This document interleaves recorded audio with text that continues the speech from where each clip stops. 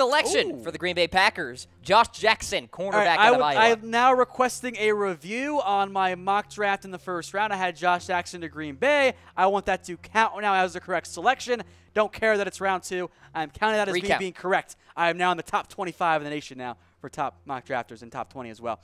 I love the value.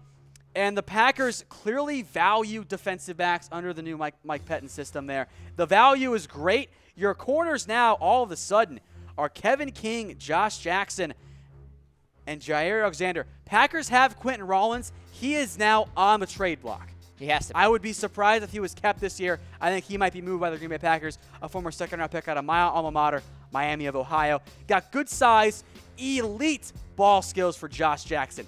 18 pass breakups, 8 interceptions. What more do you want? Needs to bulk up. Still very raw in reality as a corner. He's best when playing some zone. Great fit for anyone that runs a cover 3 scheme.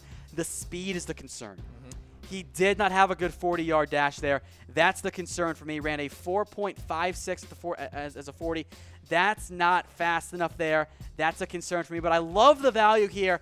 Not the biggest need for Green Bay, but the value is off the charts. Number 15 overall on my big board. That makes it worthwhile for Green Bay here at number 17.